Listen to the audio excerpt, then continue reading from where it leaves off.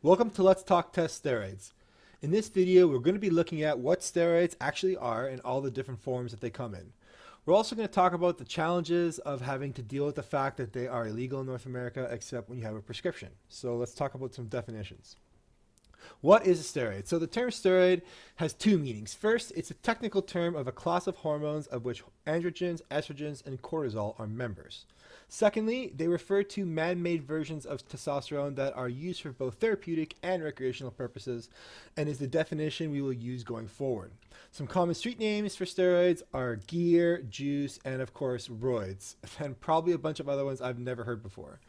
There are many designer steroids on the market, and each has unique properties, so understanding how to categorize them is important if you want to make the right decisions in regards to your health. So let's look at some other characteristics that are going to break them down. First, designer steroids are all synthetic versions of testosterone, either a direct copy or with slight variations. While some are going to be more closely related to DHT, which is dihydrotestosterone. Now, bear with me for a moment here. DHT is the active form of testosterone. And you may have heard its connections with acne and especially hair loss, but DHT is also a powerful component of the neural effect that testosterone provides, not to mention crucial for strong erections. As a result, DHT-based steroids offer considerably more strength-based benefits as well as not converting to estradiol, which can be either good or bad depending on your goals. Now, all steroids are going to have a scaled rating on how anabolic and how androgenic they are. Anabolism is a technical term for cell growth, and in this case refers to how good the steroid is at promoting actual growth of muscle. Whereas androgenic effects are the ones we learned about in health class: facial hair, deeper voices, and most of the sexual effects. But it also includes traits like contributing to your strength and resistance to stress. Androgenic steroids are also likely to be aromatized. That is, they can be converted by aromatase into estradiol or have estrogenic effects themselves. These are all important factors when choosing which steroid is best for you. Steroids are historically associated with needles and injecting into the muscle, and the reason for this is because testosterone ingested orally is broken down by enzymes in the liver, rendering it ineffective. So oral steroids are designed to circumvent this in two ways. They are often DHT based, and they are also specially formulated to stop the liver from breaking them down.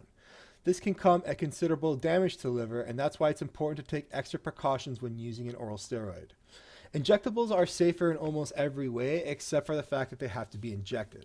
A rule of thumb we like to use is that if you're not ready to inject yourself, you may not be ready for steroids at all. So, once the steroid gets injected, it's quickly taken into the body and metabolized. So to prevent having to inject every 24 hours, the testosterone is bound to an ester, which is essentially an oil, and it slows down the absorption. There are different types of esters associated with different half-lives, which basically means the average time it takes for the testosterone to be absorbed into the blood. We expand upon this in different episodes, but for now you can refer to this chart to get an idea of the delay between injections when using each ester. An important thing to note here is that short-term esters provide a more intense high and come down feeling as the testosterone hits your bloodstream all at once. This doesn't mean that longer esters are better, and in a lot of ways, short esters are more effective, but if our goal is to minimize side effects and injection concerns, then longer is definitely safer. So now that we've covered all sort of the basic major characteristics of steroids, we're going to talk a little bit about quality. Obviously, it is outside the scope of Let's Talk Test to tell you how to find illegal drugs, but we can talk about how important quality is. Because at the end of the day, when it comes to steroids, the quality of product should be of utmost concern. Poorly made steroids can be very dangerous and even deadly to inject due to improper sterilization. And cheap products can sometimes create really nasty allergic reactions. This is to say nothing of ensuring you don't get ripped off by a low yield product that has far less active ingredient than advertised. Now, another equally concerning thing is when we're involving our recovery jugs, because the recovery jug dosages are much more precise and therefore critical to contain the appropriate chemical compounds. Trying to get a deal when sourcing steroids is almost always a bad idea.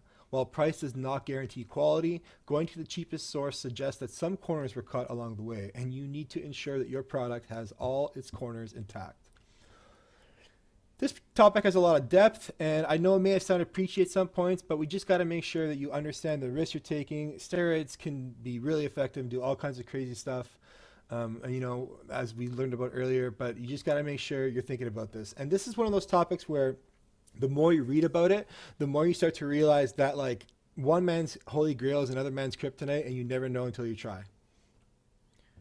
Just remember to visit letstalktest.com to read other users' experiences with certain steroids, and in all likelihood, you'll learn a little more yourself.